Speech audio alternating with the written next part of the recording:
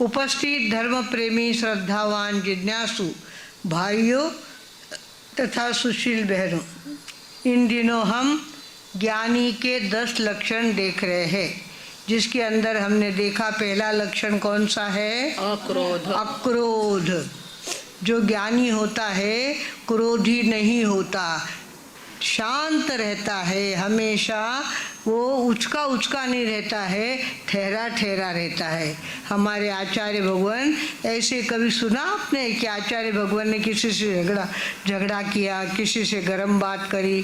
कभी नहीं। तो ज्ञानी होता है वो अक्रोधी होता है। दूसरी बात वैराग्य। विगतः रागः यत्मात्स वीतरागः।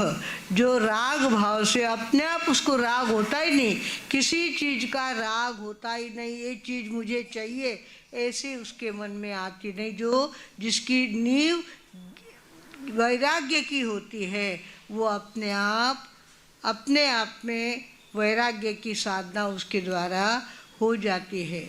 और तीसरी बात है अक्रोध वैराग्य जितेंद्रियत्वम। इंद्रिय जीत होना भी ज्ञानी का लक्षण है। हमारे भगवान ने 5 महीने और 25 दिन की तपस्या करी और पारने में क्या खाया? उड़द के बाकले खाए। हम लोग एक उपवास करते हैं तो बिन्नी पचकोटो भिजाई देजो, बिन्नी वो साग कर देजो, बिन्नी पापड़ सेकनो मती भूलजो। इस तरह से हम एक उपवास के पीछे कितना नखरा करते हैं।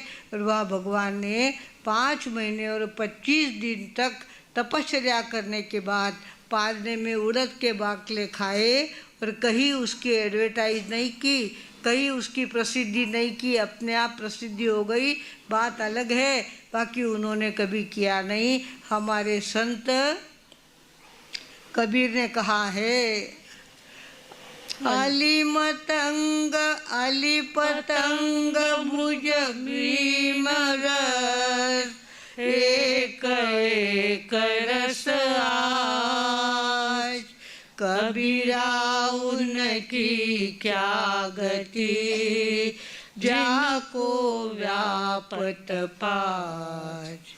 अली पतंग मृग मीन गज। अली यानी भूंगा।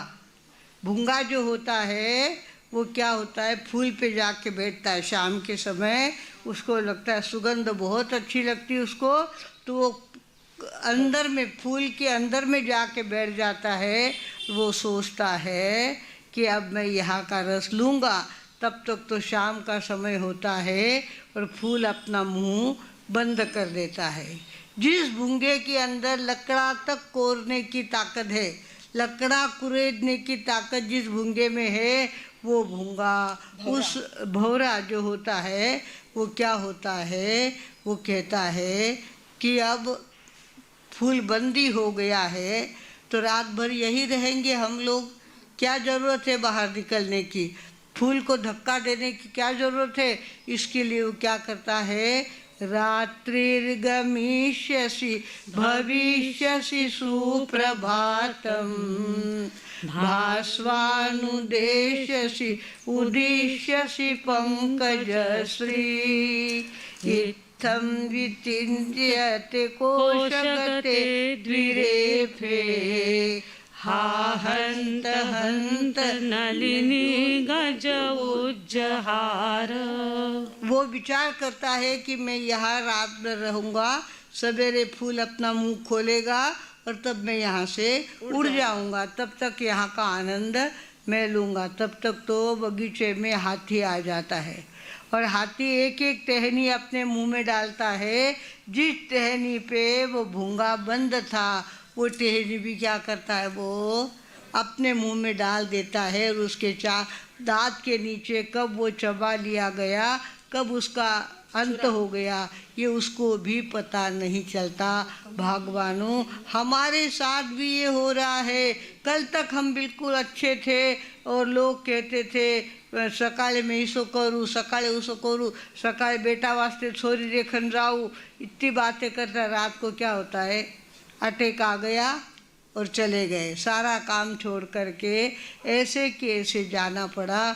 भगवानों, ज्ञानियों ने कहा है इंद्रिया हमको लाचार बनाती है, इंद्रिया हमको कमज़ोर बनाती है, इंद्रिया हमको गुलाम बनाती है। बेचारा भौरा गंध के पीछे अटका तो बिना मौत मरना पड़ा उसको, नहीं तो वो लकड़ा कोर सकता है क्या? फूल का मुंह नहीं तोड़ सकता था? वो फूल का मुंह खोल सकता था, उड़ के जा सकता था, पर फूल का मुंह उसको अटका दिया उसने और वहाँ पे उसको बिना मौत मरना पड़ा। ऐसे ये पतंगे आते हैं लाइट के सामने, उनको कोई लेना देना नहीं होता, पर लाइट का इतना अट्रैक्शन उनको होता है शाम के समय कि वो क्या होता है, वहाँ लाइट के पास चले जाते हैं। वो झटका उनको सहन नहीं होता, बिना मौत उन पतंग को मरना पड़ता है। हमारे हिरन जो होते हैं वो संगीत के बड़े प्रिय होते हैं। तानसेन के पास बहुत सारे हिरन चक्कर लगाते थे। तानसेन अपनी धुन चालू करते थे और वहाँ हिरन अपने आप बिना बुलाए आ जाते थे। और लोग क्या करते हैं, जिनको शिकार करनी होती है हिरनों की, वे क्या करते हैं, संगीत इस तरह से बीन बजाते हैं, हिरन वहाँ आ जाते हैं और उनकी शिकार वो कर लेते हैं। और इस तरह से हमारी मछलियाँ बेचारी इतनी भोली होती है, उनको कुछ समझ में नहीं आता। ये जो मछली पकड़ने वाले लोग होते हैं ना, वो क्या करते हैं, वो गड़ होता है उनके पास लोहे का, लोहे के तीखे तीखे अणी उसके अंदर होती है और उसके अंदर क्या करता है, आटे की गोलियाँ डाल के रखते हैं और वो पानी में डालते हैं। बेचारी मछलियों को लगता है अनाज मिल गया खाने को, आज बहुत बड़ी चीज़ मिल गई, इतनी सुगंधित चीज़ आज हम खाने को मिल गई है। वो क्या करते हैं, वो आटा खाने जाते हैं, उसका जो अंदर का तीखा नोक होता है लोहे का, वो उनके तालू में अटक जाता है, तालू में अटक जाता है। और ऐसी मछलियाँ सारी उस गढ़ को अटक जाती है और देखते देखते इतनी मछलियों के प्राण खाली किसके कारण से, रसनेंद्रिय के कारण। रसनेंद्रिय के कारण इतनी सारी मछलियाँ अपना प्राण गंवा देती है। भगवानों, हाथी स्पर्श का बहुत भूखा होता है, स्पर्श इंद्रिय के पीछे पागल होता है वो। और ये सर्कस में काम कराने वाले लोग होते हैं ना, हाथी को पकड़ने के लिए जाते हैं तो जंगल में क्या करते हैं, बहुत बड़ा गड्ढा कर देते हैं, गड्ढे के ऊपर घास डाल देते हैं, घास डाल देते हैं और ऊपर वहाँ पे एक मरी हुई हथनी जिसके अंदर भूसा भरा हुआ है, ऐसी हल्की हल्की हथनी क्या करते हैं, उस गवत पे रख देते हैं। बेचारा हाथी अपने समय हो गया ये सोच करके जंगल का फटका मारने के लिए निकलता है, जंगल में घूमने के लिए निकलता है। दूर से उसको क्या दिखती है, हथनी दिखती है और एकदम पागल हो जाता है, वो दौड़ता हुआ जाता है। कहाँ, हथनी के पास दौड़ता हुआ जाता है। नीचे तो गड्ढा है और गड्ढे के ऊपर हल्का फुल्का घास है और तो कुछ है नहीं। इतनी वजनदार हथनी, वो इतना वजनदार हाथी क्या होता है, उस गड्ढे में गिर जाता है। उसको चढ़ना तो आता ही नहीं है, चढ़ तो सकता ही नहीं वो, और उस गड्ढे में गिर जाता है। फिर वे सर्कस इसके लिए हमको जैनियों को सर्कस नहीं देखनी चाहिए। सर्कस देखने में बहुत ज़्यादा पाप होता है। उन लोगों को इतना सताया जाता है, ट्रेन किया जाता है, भूखा रखा जाता है, उस हाथी को भूखा प्यासा उस गड्ढे में पड़ा रहना पड़ता है। 7 दिन 8 दिन 10 दिन उसको वही रखते हैं। आखिर वो निढाल हो जाता है, कुछ भी उसके अंदर ताकत नहीं रहती। तब चारों तरफ से डोरियां बांधकर उसको खींच के निकालते हैं। उसके बाद उसको खिलाते पिलाते हैं और सर्कस में काम उनके द्वारा करवाते हैं। भगवानों, इस तरह से एक एक इंद्रिय के पीछे पागल लोगों की ये हालत है, तो हमारे साथ कितनी इंद्रियां हैं, कान भी है, आँख भी है, नाक भी है, जीभ भी है, स्पर्श भी है, सारी इंद्रियां हमारे पास है। और हमको तो रोज़ खाना खाते हैं, रोज़ खाना खाते हैं, फिर भी जद थाल परोस्यो आवे, आई इंद्रिया खावे, हो जब थाल परोसो आवे, आज भली लपका खावे, कई ने माल मसाला भावे, आ गरम नरम चटकावे, कई ने लाज शर्म नहीं आवे, जिनवरी शान गवावे, पखीरी याद दिलावे तो ओ जीव मांदो पड़ जावे रे, ओ जीव मांदो पड़ जावे रे, ओ जीव भोलो बन जावे रे, ओ जीव गेलो बन जावे।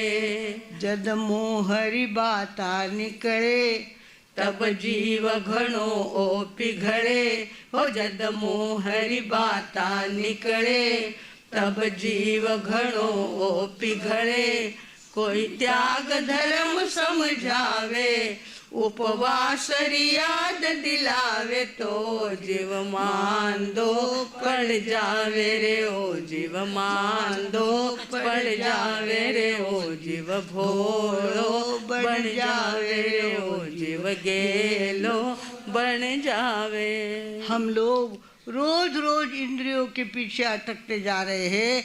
आखिर ये जन्म पूरा होने वाला है, एक दिन आखिरी का दिन आने वाला है, और जैसे कर्म करेंगे वैसा ठिकाना अगला मिलने वाला है। हमको ध्यान में रखना है। आठम पक्षी, बीज, पाचम, आठम, 14 और पक्षी, इन 5 दिनों में अपने आप को इतना सावचेत बना ले, उस दिन फटाक से अम्बिल पचक ले, उपवास पचक ले, कुछ ना कुछ साधना करे, ताकि हमारी आगे का रिजर्वेशन हमारा अच्छा हो। जो तिथियों के दिनों में भी गलत काम करते हैं उनकी गति बिगड़ जाती है और अगला जन्म उनको गलत स्थान में लेना पड़ता है। भगवानों, हमारी यहाँ परंपरा इतनी सुंदर है, साधु संतों ने अभ्यास करना और आपके सामने परोसना, और आपने नीचे बैठ कर के सारी बातें सुनना। उसके साथ साथ समय आने पर अगर मौका आ गया तो साधु को क्या करना पड़ता है, भिक्षा के लिए, गोचरी के लिए जाना पड़ता है। तू नीचे बैठा था, ऊपर बैठा था, अब नीचे उतर, और रोटी के लिए अपने हाथ ऐसे कर दे, तेरे अंदर जो डालेगा वही तुझे खाना पड़ेगा, वही तुझे आहार लेना पड़ेगा। उसका अहंकार कम कर देते। हमारे केवल मुनि जी महाराज साहब होके गए हैं, अभी अभी उनका स्वर्गवास हुआ है। वे बहुत सुंदर गीत बनाते थे। तो हमारी बहनें क्या करती है, स्थानक में आ जाती है, सामयिक ले लेती है, पर सामयिक लेते लेते ही बातें शुरू कर देती है। सामयिक कहा कि वो ध्यान की साधना होती है। ध्यान का मतलब सामयिक जैसे ही ली, पहले मौन धारण कर लो और फिर वर्तमान में टिकने की बात करो। वर्तमान की सामयिक, भूतकाल का प्रतिक्रमण और भविष्य काल के पचकान। तो हमको चाहिए वर्तमान में टिकने की आदत सामयिक के माध्यम से लगानी चाहिए। वो लगाते नहीं हैं, हम तो सामयिक ले लेते हैं, उपाश्रय में चले जाते हैं। 5 7 मिलके आई, माला निंदा की फिर आई, तुम ही कह दो मेरी बहनों यह कैसी है समाई।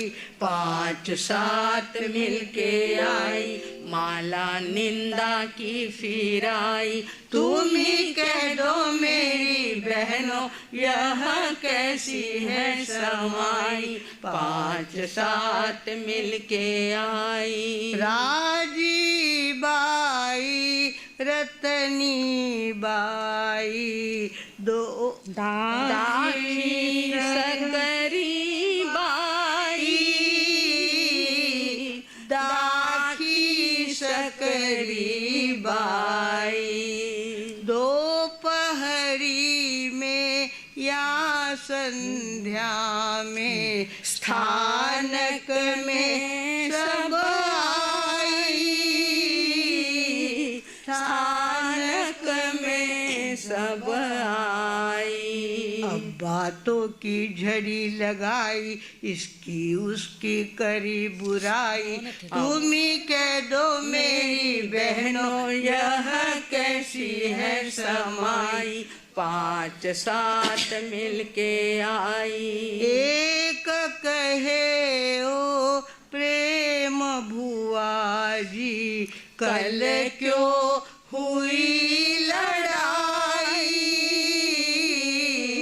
कल क्यों हुई लड़ाई।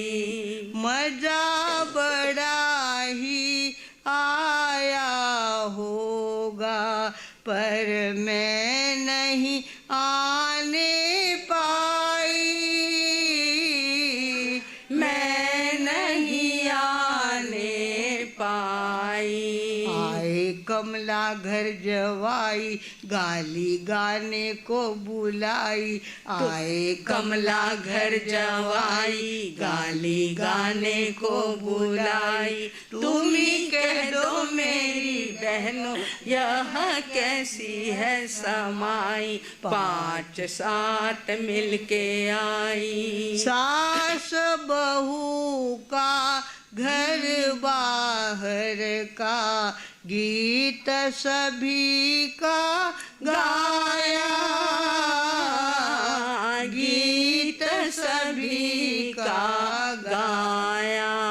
साधु सतिया कोई बची नहीं, सबका नंबर आया, सबका नंबर आया। नमक मिर्ची खूब लगाई, इसकी उसकी करी बुराई। नमक मिर्ची खूब लगाई, इसके उसके करी। तुम ही कह दो मेरी बहनों, यह कैसी है समाई, 5-7 मिलके आई। माला निंदा की फिराई, तुम ही कह दो मेरी बहनों, यह कैसी है समाई, 5-7 मिलके आई। केवल कितनी सामायिक की इसका ध्यान है रखती, इसका ध्यान है रखती। पर कैसी सामायिक की है समता स्वाद न चखती, समता स्वाद न चखती। सच्ची पुनिया की सामाई, जिसकी करी प्रभु ने बढ़ाई। सच्ची पुनिया की सामायिक, जिसकी प्रभु ने की बढ़ाई। तुम ही कह दो मेरी बहनों, यह कैसी है समाई, 5-7 मिलके आई। माला निंदा की फिराई, तुम ही कह दो मेरी बहनों, यह कैसी है समाई, 5-7 मिलके आई। भगवानों, आज हमारी सभा में डॉक्टर गंगवाल आए हैं और डॉक्टर गंगवाल के पिताजी ने कैसा संथारा किया, सुनने जैसी बात है। 12 साल पहले ही उन्होंने संकल्प कर लिया था कि अब मैं पहली चीज़ गेहूँ नहीं खाऊंगा, फिर वो नहीं खाऊंगा, वो नहीं खाऊंगा। ऐसे करते करते करते आखिरी साल आया, उस समय तो उन्होंने पानी के अलावा कुछ भी रखा नहीं। और इतनी जागृति में उनके पिताजी ने संथारा लिया कि देखते ही बनता है। हमारे डॉक्टर गंगवाल इतने बड़े डॉक्टर है, पूना के प्रसिद्ध डॉक्टर है, और उनके हाथों में इतना गुण है। वो तपस्या इतनी करते हैं, शाम को इतना सा खाखरा वगैरह खा लिया, वो भी खाते नहीं हैं जहाँ तक बने। और शाम को शाम के बाद कुछ भी वे नहीं लेते। अपना खाना बंद कर देते हैं, सवेरे भी बहुत सात्विक आहार करते हैं। ऐसे हमारे गंगवाल एक तरफ तो साइंटिफिक है, इतने ज़्यादा साइंस को सीखा हुआ है, और दूसरी तरफ शाकाहार। उनको इतना ज़्यादा शाकाहार पसंद है, दया पसंद है, और जीव दया के लिए अपनी कमाई का आधा हिस्सा वे क्या करते उसी हैं, में डाल देते हैं। सर्व जीव मंगल प्रतिष्ठान। सर्व जीव मंगल प्रतिष्ठान उनका चलता है, उसके लिए खर्चा करते हैं। जहाँ बैलों की शरत होती है वहाँ विरोध करने जाते हैं। बैलों के गुप्त अंग में गरम सलाई लोहे की डालते हैं और उनको दौड़ाते हैं, उनको भूखा रखते हैं और दौड़ाते हैं, उनको शराब पिलाते हैं और दौड़ाते हैं। तो उसको बंद करने के लिए उनका प्रयत्न चलता है। और जहाँ जहाँ कहीं देवियों के सामने बलि चढ़ती है वहाँ चले जाते हैं, अपना खर्चा, अपनी गाड़ी, अपना पेट्रोल सारा खर्चा करके वहाँ जाते हैं और उस हत्या का विरोध करते हैं। डॉक्टर होते हुए भी इतना काम वे करते हैं।